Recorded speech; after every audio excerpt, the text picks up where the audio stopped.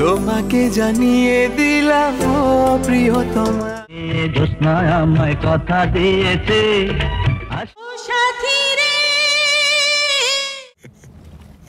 ভাই বাসি, I love you প্রিয়া। আমি সিনেমার শুরু থেকে প্রত্যেকটা দৃশ্য দেখতেছি। মনে করেন না, আপনি যান। কুত্তার বাচ্চা, তুই আমার বোনের গায়ে হাত দিয়েছিস। বন্ধুরা, চলে আসলাম নতুন একটা ভিডিও নিয়ে। এই ভিডিওতে আমি আজকে আপনাদের দেখাবো বাংলাদেশের সর্বোচ্চ আয় করা 10টি সিনেমা, যে সিনেমাগুলো বক্স অফিসে ঝাঁকানাকা রেকর্ড গড়েছে, যে সিনেমার রেকর্ডগুলো এখন পর্যন্ত কোনো বাংলা সিনেমা ভাঙতে পারেনি, আর ভবিষ্যতে কোনো সিনেমা এই সিনেমাগুলোর বক্স অফিস কালেকশনের রেকর্ড ভাঙতে পারবে বলে মনে হয় না। তো ভিডিওটি না টেনে শেষ পর্যন্ত দেখবেন, তাহলেই জানতে পারবেন বাংলাদেশের কোন 10টি সিনেমা বক্স অফিসে সর্বোচ্চ আয় করা সিনেমা হিসেবে গণ্য করা হয়েছে। কতকাল আসবে? সর্বাধিক ব্যবসা সফল 10টি বাংলাদেশি চলচ্চিত্রের প্রথমে আছে প্রিয়তমা। 2.5 কোটি টাকা ব্যয়ে নির্মিত এই রোমান্টিক অ্যাকশন ছবিটির পরিচালক, চিত্রনাট্যকার ও সংলাপ লেখক হিমেল আশরাফ। 2023-এর 29 জুন প্রকাশের পর প্রথম সপ্তাহে প্রিয়তমার সংগ্রহ 10 কোটি টাকা এবং সর্বোচ্চ মূল বক্স অফিস কালেকশন করে 41.23 কোটি টাকা। বাংলাদেশি সিনেমার ইতিহাসে এখন পর্যন্ত এটি সবচেয়ে দ্রুততম সর্বোচ্চ আয়ের রেকর্ড করা সিনেমা।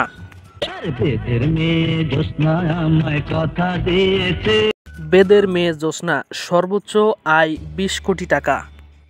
20 লাখ টাকা বাজেটের এই ছবি মুক্তি পেয়েছিল 1989 সালের 9 জুন। 2023-এর আগ পর্যন্ত এটি সর্বোচ্চ আয়কৃত চলচ্চিত্রের স্থানটি দখল করেছিল। স্বপ্নের ঠিকানা সর্বোচ্চ আয় করে 19 কোটি টাকা। 1995-এর 11 মে মুক্তিপ্রাপ্ত এই সিনেমায় সালমান শাহ নায়িকা ছিলেন শাবনূর ও সোনিয়া। চঞ্চল চৌধুরী অভিনীত চলচ্চিত্র হাওয়া, এটি সর্বোচ্চ আয় করেছিল 16 কোটি টাকা। এই রোমাঞ্চকর পটভূমির সিনেমাটি মুক্তি পায় 2022 সালের 29 জুলাই। ছবিটি বাংলাদেশের অস্কার কমিটির 95তম অস্কারের সেরা আন্তর্জাতিক ফিচার ফিল্ম বিভাগের জন্য নির্বাচন করা হয়েছিল। I love you প্রিয়া। প্রিয়া আমার প্রিয়া সর্বোচ্চ আয় করা 15 কোটি টাকা।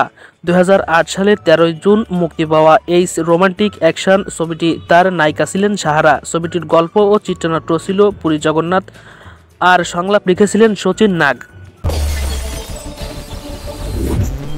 পাসওয়ার্ড সর্বোচ্চ আয় করেছিল 12 কোটি টাকা। 2019 সালের ইতিমধ্যে শাকিব খানের তারকা খ্যাতি সবার ঊর্ধ্বে। এই বছরই 5 জুন সারা দেশ জুড়ে 177টি প্রেক্ষাগৃহে মুক্তি পায় তার অভিনীত অ্যাকশন থ্রিলার পাসওয়ার্ড।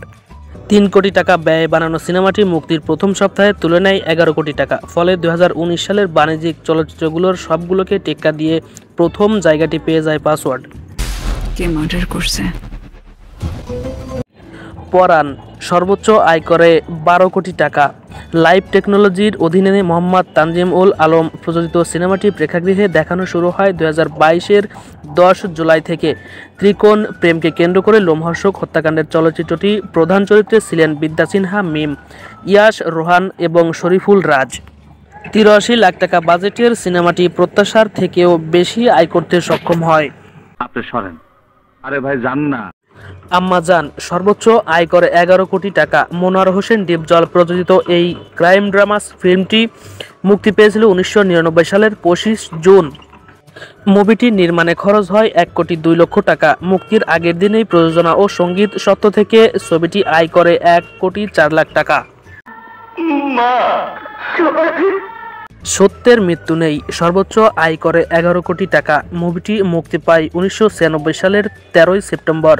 পরবর্তীতে 2017 এর বাংলাদেশ চলচ্চিত্র উৎসবে এবং 19 এর সালমান শাহের 48তম জন্মদিন উদযাপনে প্রদর্শিত হয়েছিল সিনেমাটি।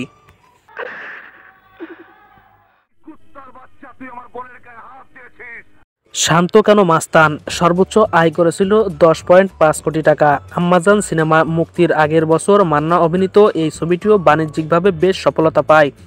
1998 সালের 31 জুলাই মুক্তিপ্রাপ্ত এই ক্রাইম ফিল্মটি বাজেট ছিল 90 লাখ টাকা। কিন্তু এখন যুগ পাল্টিয়েছে।